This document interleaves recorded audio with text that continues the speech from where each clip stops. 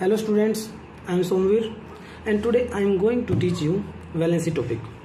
Valency topic से पहले students हमें एटॉमिक नंबर पता होना चाहिए एलिमेंट्स का, इलेक्ट्रॉन कॉन्फ़िगरेशन पता होना चाहिए और हमें वैलेंस इलेक्ट्रॉन के बारे में पता होना चाहिए। अब सबसे पहले हम वैलेंस इलेक्ट्रॉन के बारे में बात करते हैं। वैलेंस इलेक्ट्रॉन क्या होते हैं कि किसी भी एटम के आउटर मोस्ट शेल में जितने भी इलेक्ट्रॉन प्रेजेंट है वही वैलेंस इलेक्ट्रॉन है। जैसे यहाँ पे सोडियम का एटॉमिक नंबर 11 है, कॉन्फ़िगरेशन 281 है, तो इसके आउटर मोस्ट शेल में एक इलेक्ट्रॉन प्रेजेंट है, यही इसका वैलेंस इलेक्ट्रॉन है, यही इसका क्या रहेगा, वैलेंस इलेक्ट्रॉन रहेगा। अब सल्फर का एटॉमिक नंबर 16 है, कॉन्फ़िगरेशन 286 है, इसके आउटर मोस्ट शेल में 6 इलेक्ट्रॉन प्रेजेंट है, तो ये इसके वैलेंस इलेक्ट्रॉन होंगे। ठीक है। अब वैलेंसी क्या है कि आउटर मोस्ट शेल, कोई भी एटम आउटर मोस्ट शेल से कितने इलेक्ट्रॉन लॉस करेगा और कितने इलेक्ट्रॉन का गेन करेगा, वही उसकी वैलेंसी होगी। अब वैलेंसी इंपॉर्टेंट क्यों है? वैलेंसी इंपॉर्टेंट इसलिए है क्योंकि वैलेंसी हमें बताती है कि मॉलिक्यूल और या फिर मॉलिक्यूल या कंपाउंड के एटम कैसे कंबाइन होते हैं। अब वैलेंसी हमारी दो तरह की होती है, पॉजिटिव वैलेंसी और नेगेटिव वैलेंसी। अब वैलेंसी बताने के लिए कि पॉजिटिव या नेगेटिव, उसको फाइंड आउट करना पड़ेगा।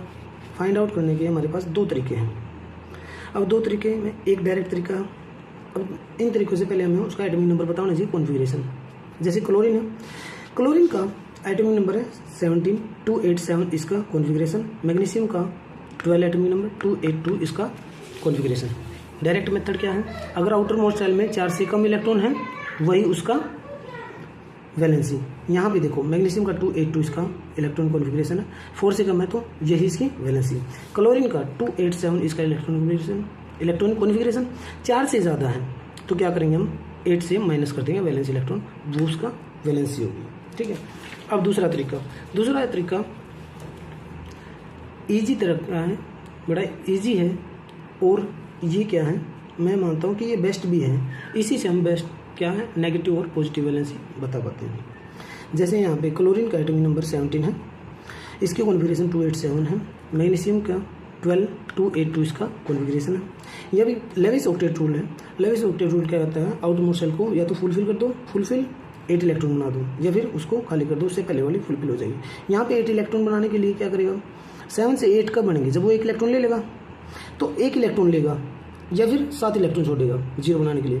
ईजी काम क्या है, 1 इलेक्ट्रॉन लेगा, इसलिए क्लोरीन की वैलेंसी 1 होगी। इन दोनों में से हमें ईजी काम देखना। अब यहाँ पे मैग्नीशियम के आउटर मोस्ट शेल में 1 इलेक्ट्रॉन बनाने के लिए वो 6 इलेक्ट्रॉन लेगा, 0 बनाने के लिए 2 इलेक्ट्रॉन छोड़ देगा। ईजी काम क्या, दोनों में से 2 इलेक्ट्रॉन छोड़ देगा, जो ईजी काम हो वही उसकी वैलेंसी।